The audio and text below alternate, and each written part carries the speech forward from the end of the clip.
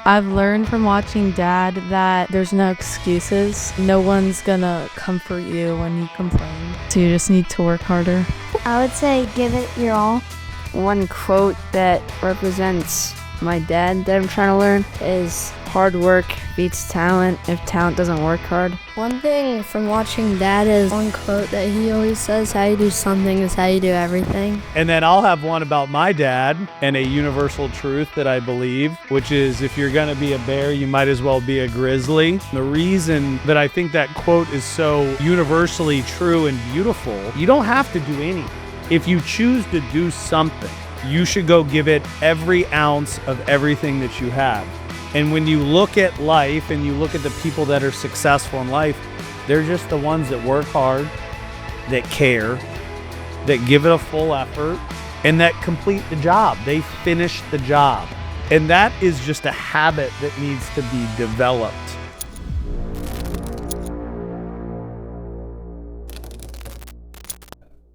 We're live. Greg Vetter Podcast, Father's Day edition. Mo had a vision. We are going to execute this vision. We're going to see how we roll here. I am a father of 4. You can see them next to me. I am a son of Steve Vetter, my dad, who is here.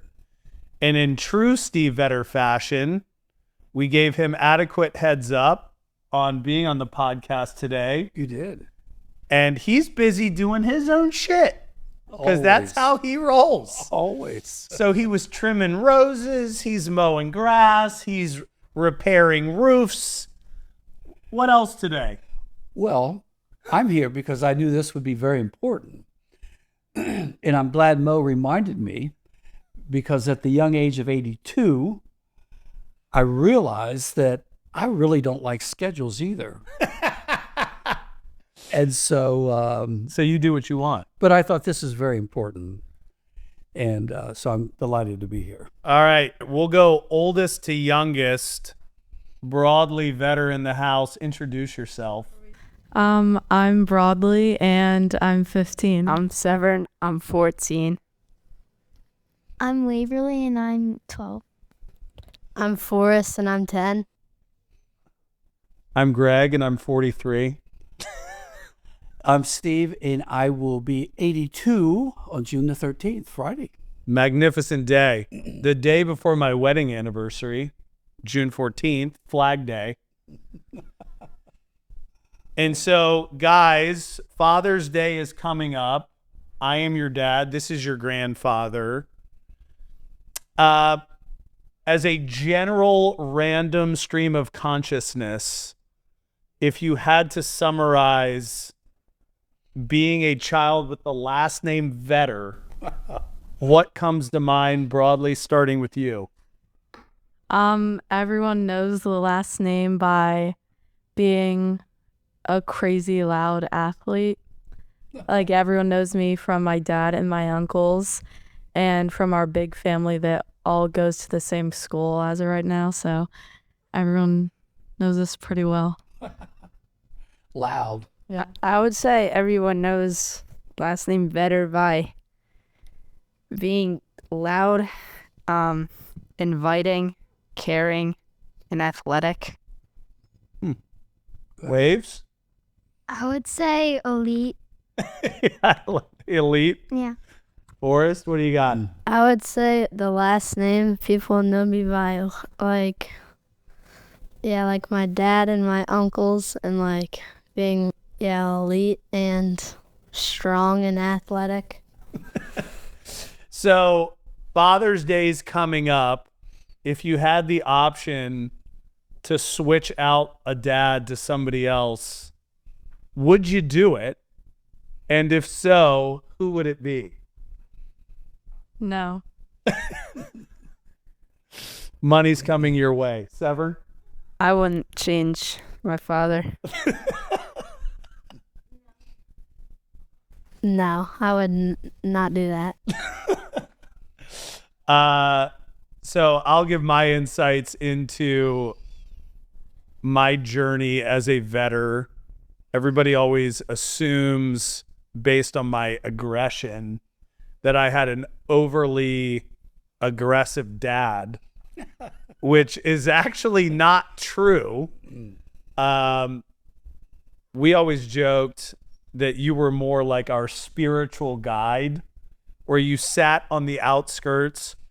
You provided guidance when we got out of hand, but you also really let the whole thing unfold with unwavering faith that somehow it was just all going to work out. And your joke about your tombstone, what the quote on there that you want, that you had a plan after all. I think that that's probably pretty true as it applies to the parenting side, because, you know, I've run into people from high school and middle school and everything else, and they always just kind of go, yeah, man, I didn't see this one coming with you. You know, you got married young, you had a bunch of kids. It's remarkable. You started a business, you stuck together, you guys are still happy and healthy. You know, while you were running from the police in high school, I don't know if I would have seen this all shaking out the way that it did. Do you have any insights to that? Well, gosh, where to begin? You know, in terms of not being that engaged as a father, I realized early on that I had been very fortunate to have three really remarkable sons who were very intelligent, At least one of them. and very caring, and really open to the early guidance that we gave you. I was a student of enough psychology to know that formatively, most of what parents do is accomplished really by about the 11th year. And so we really invested a lot of our time and thought into you all. I also was really curious about who you would become. And I had observed a lot of other fathers trying to create their sons and their daughters in the image of what they wanted them to be. And that usually ended up as a disaster. You know, you're going to be a great tennis player, and that's it, because I wanted to be a great tennis player. And I'd go, why would they do that to their son? And I think one of the turning points that affirmed this self-directed learning path that you were on is when you decided, you know, your mom and I had co-coached them in softball, soccer, swimming, Yep. and basketball. And we had a ball coaching you guys as little kids. And one hot summer day, Gregory was playing baseball, and he came over and said, look, Dad, I'm out in left field. I don't get a chance to even touch the ball. The head coach's son is the pitcher. The second assistant coach is the catcher. And the third coach is first base. And the ball just goes back around those three. But in that field over there, they're playing lacrosse. And these kids get to just run the whole time and hit each other with these sticks. Can I go play lacrosse? And I go, you can do that. But I have to tell you, I know nothing about lacrosse. And I can guide you in terms of how you might learn about that, but you'll be on your own. And he says, well, Gregory said, well, what do I do? And I go, identify 3 to 5 people that you think are really good, and you could ask them how to prepare yourself for the sport. And to his credit, what were you, 8 or 9 years old? Yeah, somewhere around there, 10 maybe. Yeah. He took a pad and paper and went and interviewed the coach over at Annapolis High School, some of the kids who were playing in college, and he came back with a plan. He says, one of them just said, I've got to get really fast and I should play indoor track. Can I do that? And I go, let's do that. And the other one said, you need stick skills. You need to really work on this. And I go, we'll get you one of those things that you can throw against. And so he developed, and it was marvelous watching him and his brothers just grow with the sport that they chose and developed. And when we drove up to watch him get his All-American award in college, I just thought, he owns this. He didn't play a sport I wanted him to play. He became the man that he wanted to be. And so as a father, I felt very affirmed that some of what I did may have been right. Yep. Yeah. Kids, as a grandfather, how is Pop doing? He's doing great. What is the, when you think of Pop, what do you think? He's doing his own thing. Yeah, like a hard worker. All right, thank you. Pass the microphone. Hardworking and handsome. Oh, there you go. In shape for 82-year-old. Yeah. Yeah.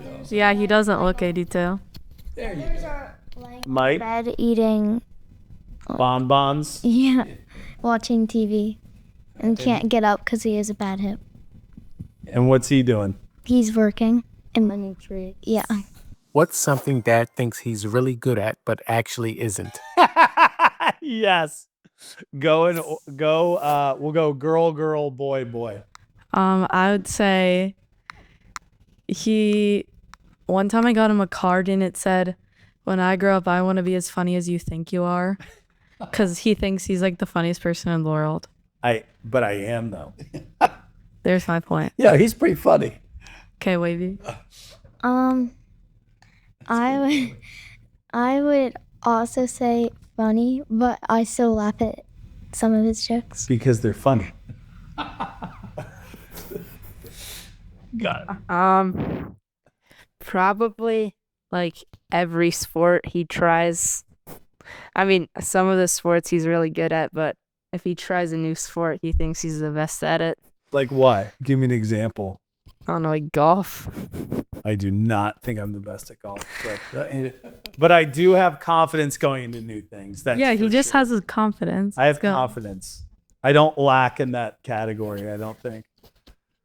I would say, as Broccoli said, he thinks he's the funniest person alive. Do you laugh at my jokes? Yes. Is it because they're funny or you're just trying to make me feel good? Side note, how good was my joke yesterday? Yesterday, he had a really great joke.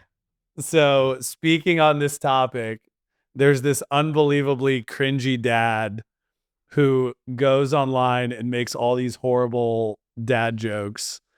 And it's so bad that He has like a really weird fake laugh at the end of every video. and it has like put his son into depression. So yesterday, I get Broadly, Waverly, and Forrest in on this inside joke, and we all convince Severn that I'm going to do the same thing, that I'm going to start a social media channel just for epic, cringeworthy dad jokes. And Severn is dying a slow death. He's like, do not do this, man. These jokes are horrible. You're going to ruin your career. No one is going to take you serious for anything else you do. Broadly's telling me everything I'm saying is the funniest thing. Forrest is in. Everybody's in on it. Severn is not in on it. We do this for 3 hours. For 3 hours, Severn is dying. He's like, Dad, do not do this. I go, I'm going to go map out my jokes and I'm going to present them and we're going to vote on them to see if these are my first 5 videos. As I'm doing them, they're so bad. I literally looked up 5 of the worst. I put in, give me the worst dad jokes ever written. And I'm telling them to Severn, and everyone is pretending to laugh hysterically. They're like, this is the best joke ever. And Severn is dying. And then at the end, we tell him it's all a joke. He still doesn't believe it. He thinks I'm actually going to do it. Broadly, how good was it? It was really good. It was You're about to like pee yourself. If I could offer a comment, I always thought your father's humor was one of his redeeming qualities. See? And I said to Genevieve recently, I go, how do we get Gregory to realize that he is a natural comedian and we need to get him in a stand-up comedy club? Support. You see the support? No, but I'm seriously. And they say a good belly laugh is better than a bottle of vitamins. I almost pissed myself and was crying yesterday, laughing so hard based on Severin's reaction. But I think if there's any trait that he was gonna leave our family if I started the dad joke page. Yeah. Well, look, if there's any trait you take from your father and work on it, it's humor. It'll serve you well. The truth comes out. Yeah. What's Dad's most annoying habit? Yeah. Articles. Talking to yeah. you about all the articles. I'll like start randomly complaining about like a stupid thing that doesn't really matter, and I'm expecting him to like just laugh and agree with me, and then he turns it into a life lesson and backs it up with like 8 articles he read that morning, and it's so annoying. Severin, what do you think? I would say the same. I was gonna say that. Probably like eating something bad. I don't know, like Skittles or something. And then he backs it up how it like gives you a bad disease or something. Yeah. What do you think, Forrest? I would say the same thing, because Severin would get like this like brand of like clay or something for his hair, and him and my mom would be like, that's gonna give you cancer. Yeah, they say everything Like everything. Do we back it up though? with your random articles, yeah, Yeah. So it is verified. by the parents of the USA. Uh-huh. So if I may, this is a multi-generational issue. One of the more funny stories in our life was not so much the humor, but whenever something went wrong, when Gregory did something wrong, I would have him read articles. I would make him sit down and talk about it. I might make him write an essay about it. So one day, he was so tired of this. He says, Dad, you just make me analyze everything, think about everything. Why can't you just beat me like all the other dads? So I go, well, if that's what you want, son, we can do that too. So anyways, to add to his library of humor, he says, well, can we start right now today? I go, just don't make me talk about this anymore. Write an essay. So I said, bend over, son. So he bends over, I take my belt out and I go, whack. He says, let me take the first pair of pants off. Well, he'd put like 5 pair of I put on like 20. And so I like I go, 20 pair of shorts. So I go, I can't win with you. Now, go write that essay about so-and-so and read this article.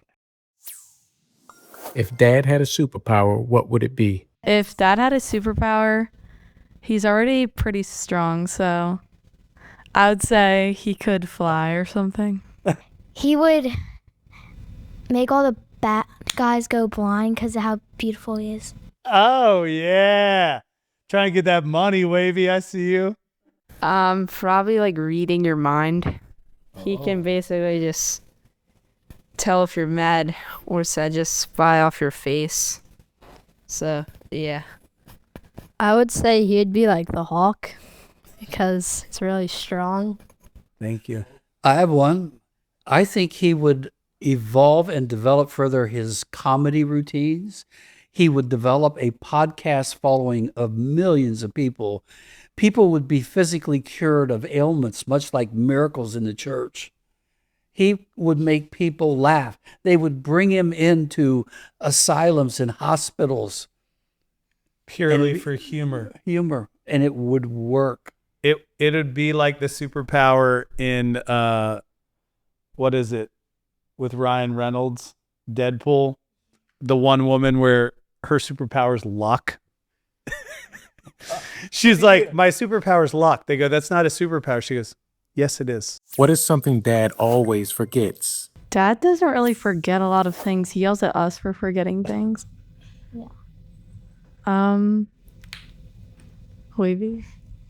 I would say that Mom forgets a lot of things. Well, Whenever she gets in the car in the morning, she's like, "Do you have my phone?" where are my keys? I would say he doesn't really forget any, like, one thing that he forgets the most. He's usually pretty prepared. Yeah, he like takes vitamins to help his memory. That's very true. Do I forget anything? No, not really. I'd say, yeah, like he doesn't, more like Mom would forget stuff. Well, how about this? We'll flip it on its back. What are things you would like your father to forget? Probably a lot of things. Like dumb mistakes we make. Like I just got my phone taken because I forgot to take my supplements for a day. One day? We can check the vitamin box. Yeah, we can. I'm It was right. not one day. Yes, it was. I only forgot Tuesday. Uh-huh. He's just being annoying. What's Dad's biggest pet peeve? Dad's biggest pet peeve is probably when it's when he always tells us the definition of insanity, which is like you do something over and over again but expect a different outcome. So when he catches us doing that, he always makes us recite the definition, and he gets really annoyed at that. Probably being late. He says being on time is late. And being early's on time. Yeah. I would say not being prepared. If you're not prepared and you're with him, he'll freak out. Yeah, not being on time, he hates. You know, this is interesting. My grandchildren gave me a gift once. It was a sign that said, behind every great grandkid behind every great child, there's a good father. And so you ask the question is, so how do you get a good father? And I remember discussing this with a friend, and he said, you know, when you really think about it, good fathers really come out of having been a good brother or sister. It's something among siblings more than it is among fathers. That if you have brothers and sisters, you really have to learn how to navigate conflict and confrontations and disagreements and all. Because And you'll get your ass beat. yeah. And so it's this sort of multi-generational thing as well. Listening to you all talk about your father, I went right back to my mother and father, and their whole thing was life is nothing but honoring the time that's been given you and the time you agree to share with others. And if someone shows up late, if you show up late, you're disrespecting their life. Preach. And the corollary is, if they disrespect your life, do not hang out with them. Okay? It's just about managing time. And so that then came from actually my father's grandparents. And they were just ruthless about it. And if there was a family dinner or something and someone didn't show up, the place setting was removed. They did not eat, you know. Yeah. It was that kind of thing. So this is a multi-generational, goes over many families. The other thing I wanted to observe, back to Gregory's comment about I'm being the kind of father that wasn't that robustly loud about being in their lives. That's who my father was. And for me, it became so overwhelming at times where he was telling me what to be and how to be. And I always remember he wanted me to be a great baseball player. And he would stand behind the backstop and yell at me at how to strike at a ball. And if I got a hit, he would run along the first baseline saying, "You need to run faster." He I sounded hate it. fast. I'm not. and I hated baseball. And so I decided I wanted to correct that part of my father and be a different kind of father. Right? I thought I was doing okay. And then Gregory goes, Dad, I'm going to go back to your father, and I'm going to be a little more involved and a little bit louder. And I'll go, well, let's see how that works out for you. And it's actually worked out marvelously well if you look at these grandchildren. But, we try to learn from each other through the generations. And I think the important message for my grandchildren is really value each other and who you are and what you have. Really value the parents that you have and the grandparents and the long history of our family. To that earlier question of when someone says better, what do they think of? Yes, we're loud, but I also hope they also say, you really do not want to mess with those vetters because they really protect and defend each other. I've learned from watching Dad that there's no excuses and no one's gonna comfort you when you complain. So you just need to work harder. It's beautiful. I would say give it your all Yes. during lacrosse. And life. I would say one quote that represents my dad that I'm trying to learn is hard work beats talent. If talent doesn't work hard, he cares a lot about working hard. And I think that's how he got so far. One thing from watching Dad is one quote that he always says, how you do something is how you do everything. And yeah. And then I'll have one about my dad, which I have made a flag in my gym and a universal truth that I believe. It's my logo, which is if you're going to be a bear, you might as well be a grizzly. And so that goes back to everything that we've said, or you guys have said, which is work hard. It's not about talent. And give it your all. And how you do something is how you do everything. And it goes back to that if you're going to be a bear, you might as well be a grizzly. And the reason that I think that quote is so universally true and beautiful, you don't have to do anything. If you choose to do something, you should unleash holy hell in it, right? If you go to fix a car, you should go fix a car to the best of your ability. If you go play a sport, you should go give it every ounce of everything that you have. And that is just a habit that needs to be developed. And it's one of those things. I remember when I was young, I was being taught this through kind of carrying wood and chopping wood and all this shit.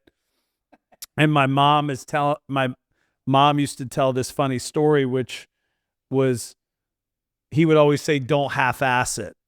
And one day I was just fucking tired of carrying wood or whatever. And I go, "Can we just half-ass it, please?" And he goes, "No." I had a stopwatch. Right. We are going to finish the job. And the job is done when the job is done. And when you look at life and you look at the people that are successful in life, they're just the ones that work hard, that care, that give it a full effort. It's not about talent. It's about hard work. And that complete the job. They finish the job. They finish the race. And these are these little habits that I just want to teach you, not because I want to chase you down the first baseline to first base, but because life is going to come at your asses full speed ahead, which it already has for some of you. And you always used to say this too, which life is a wrestling match. You're either on top, smiling out at the crowd, or you're on the bottom, smelling somebody's armpit. That's right. And that's it. There is no other option. And so those are the things that when you figure those out and you commit to them as kind of your mantra or the values of your life, I say this to you guys. Anything is possible. Anything. If you decide to do it. And nobody else can decide for you. I don't need to live vicariously through you. I've already been successful in athletics.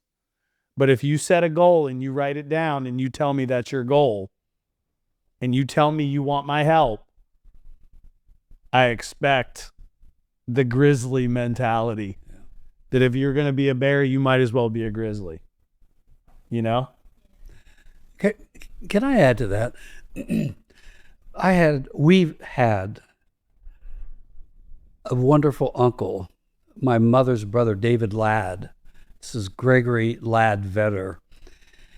And he used to say, we're the sum total of everyone in our lives, both the good and the bad. And he gave me a poster once that is a compliment to, if you're going to be a bear, you might as well be a grizzly. You better be a grizzly. And it was, passion is the fact of God in man. That if you've been given this passionate energy for anything you do, what's behind that is the love that God bestowed upon you. Very few people have that. Very few people understand that. One of the gifts that your father and I together wanted to give you was a big family where you would know and have your cousins and your uncles close by. He was robbed of that. There was no way I could figure out how to get that to him. But when I grew up, I was surrounded by cousins, aunts, uncles, nieces, and nephews. And so his vision, your father's vision, was somehow we will create wealth here whereby we don't have to break up and move around. You know, I had one brother in Canada. I had another one in South America and Brazil. I had a sister in Japan. And we were just spread out. At times people will ask me, so you're a grandpa? I go, yeah. And they go, how many grandchildren do you have? No, the second question they go, how close are your grandchildren? I'll go, within, this is an Epping Forest, within about 1,000 yards. And I had some of them actually cry. And they go, oh my God, our Canada, California, New York, we never get to see them. So this blessing that's been given to you, one of the things I admire so much about you is how you take care of each other. You know, the other day I was watching Forrest play with Rowan. And Rowan's gone through a difficult emotional thing in his family. You were so good with him. And the other day, everyone, Severn, wanted to have the cousins a picture with you on your graduation. And it was so loving. And broadly, you're the oldest of all. And you are truly a queen among your cousins.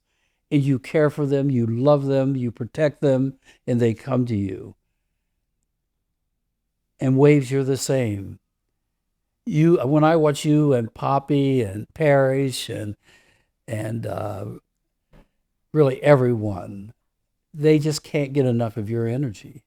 So I'm so happy that as a grandfather, I've gotten to see this. And it's affirmed for me that, Gregory, you've done such a great job as a father to keep all of this together. And the other comment I'd like to make, when Gregory had this vision of making his mom's salad dressing and keeping us all together and creating a business to do that, everyone said, you know, you don't do that anymore. Families don't stay together in America anymore. But they do here. And when the brand became developed, it was 3 sons and their mother. And I had to protest and say, I'm not a potted plant. I'm in the backdrop here being quiet. But That didn't fit the jingle. I did the check. But here we are still pulling together, never giving up on each other, and doing quite well at it. Up against tremendous odds always. Yeah.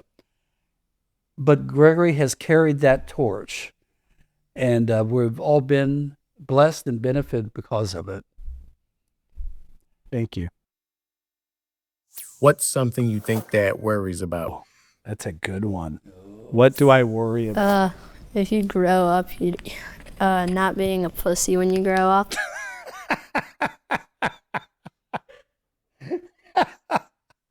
That's a good one. I would say he cares about that we end up being more successful than him. He tries to make our lives be bigger than what his life is right now. Yeah, he just tries to make or wants to make our lives better than his. I think that he worries about just us not living up to our full potential, like not working hard enough to reach the goals that we set for ourselves right now. I would think probably not giving ourselves enough credit. Like if we stop a ball on the cross and the coach doesn't say anything and you think you did it wrong and he tells you you didn't. Yeah, you guys summed it up. I mean, the main thing I worry about is just those are pieces of what I worry about. Yeah. But in actuality, what I worry about is you all having the confidence and the knowledge that anything is possible and your life can be whatever you want it to be. So you named a couple things, specific details of that are attributes to that. But I want you to know that you can be elite if you want to be elite. And if you don't want to be elite, then don't be elite. If you want things in life, you can have them. You know, I always talk about I am is the most powerful two words in the entire universe because whatever follows them is true. And so if you say I am the best, then you're going to be the best. But if you say I am the worst or I'm not good enough or I am not this or I am not that, guess what? That's going to be true too. And so the thing that I worry about the most with all of you is just that I have communicated to you all what is possible and that you know deep, deep in your soul that you can achieve it if you put in the work. And that includes just anything. It doesn't matter. Like the world is your oyster. And that is the one thing I want you all to always know.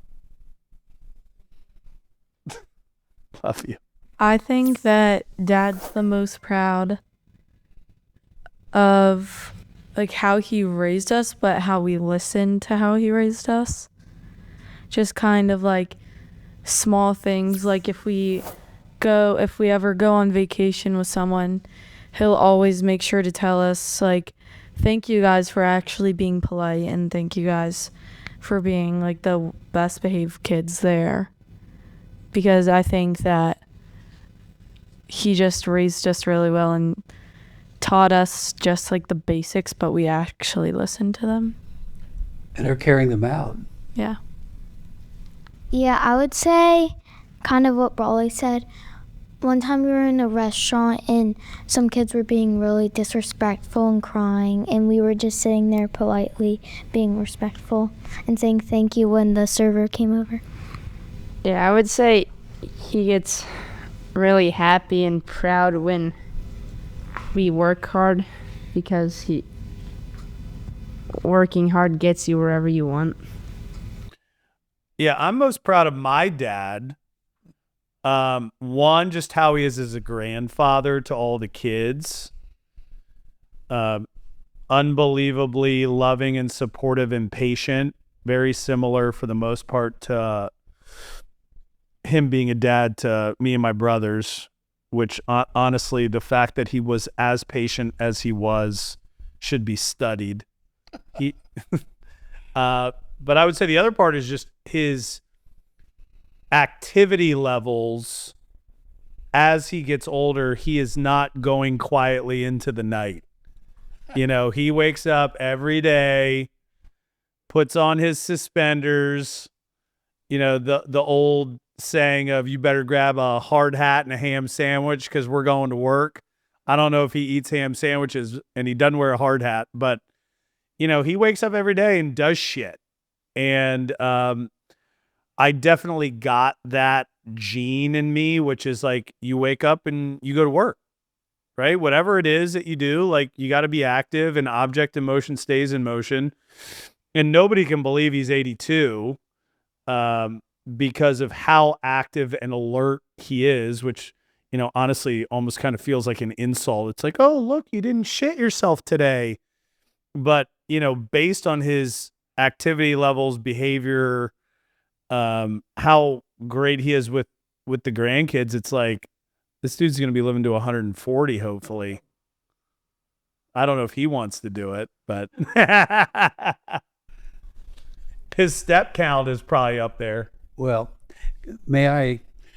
So back to he had a plan after all. You know, the sensation that I've gone through life and I've followed my intuition, and things have really worked out extremely well. I feel satisfied and successful with so much of what I accomplished. And a lot of it was just following my gut. And when I was growing up, my mother, I don't think she ever cursed once. And she used to have this saying. I didn't get that. Yeah. Oh, for goodness sake. That was her saying some of what Gregory said. And I used to ask her, I go, what is goodness sake? And she says, well, it's the path you should follow. You should seek out and find goodness. And so much of my approach to raising children was I had good kids that were smart, and they too listened to me, and they always wanted to do the right things. And I ended up insisting on always doing the right things. I had a number of failures because I wouldn't do the wrong things, but that was okay. And when I look at Gregory and what he should be satisfied about is that he has a plan after all, and it's really working quite well. And he's developed and has the resources to take us to another level. And so he's made available to you everything you would need to realize your potential. But the other interesting piece of this, you know the old adage, you can lead a horse to water, but you can't make it drink? I say it weekly. All right. Well, the interesting thing is there's a lot of water around here to drink, and you kids drink it. You play sports. You take advantage of the gym, the court, the pool, the education. And so part of what he should, I think, enjoy is that he's found a way to work with you to let you drink what you need to drink. And you're all really quite wonderful because of it. When you're grown up, what story will you tell your kids about Dad and Grandpa? I would tell them that he's probably the loudest, toughest, wildest dude I know. I would tell him that he's very elite, and he's not like a baby. He's like a grown man. I would tell my kids like a funny story about my dad is it relates to him being really tough and showing us there are no days off. When we were little at our old house, he still does this here, but when it snows a couple feet, he'll run out at night just in his underwear and just lay in the snow for as long as he can, to build up his toughness. And I thought that was really funny. And for Pop-Pop, I would tell them that he is always there to hype you up. Like, whenever he sees me, I ask him how he is, and he's like, better now that I see your beautiful face. So he's a little hype man. I would tell a story about my dad. When we were little, we went to his lacrosse game, and he got hit in the ear with the lacrosse ball, and it was bloody a lot. Yeah. And he didn't really care, and he just kept going. And for Pop, he never took a day off, and he would just keep working. That's good. And my final story would be, so I'm living in this lovely home in this community. I've been there 35 years. And Gregory shows up one day and he says, Dad, I just bought an alpaca farm and you're moving in with me. And I go, what are you talking about? This is our forever home. He goes, yeah, you can't stay here. Get ready. You're leaving. So I go, I don't think so, Gregory. Good luck. So then he says, get in the car. So I get in the car. We drive over and I go, whoa, look at this. Who's going to cut the grass, Gregory? I said, you've never pushed a lawnmower. You've never had a yard, really. And I look at this white wooden house and I go, oh, who's going to paint the house? And all the time he's looking at me. Right? So anyways, we made then one of our best decisions we ever made. And we moved into our alpaca farm. And here we are. How many years later? 5 years? 6. And I got to watch my grandchildren grow up. I've gotten to know all the alpacas, the longhorn steers, the fainting goats that Gregory bought us, the chickens and the ducks and the beautiful dogs. All right, this is the Greg Better Podcast, Father's Day edition. I want to thank my beautiful children and my handsome father for blessing me with their presence. Thank you for coming. Happy Father's Day. We will see you next time.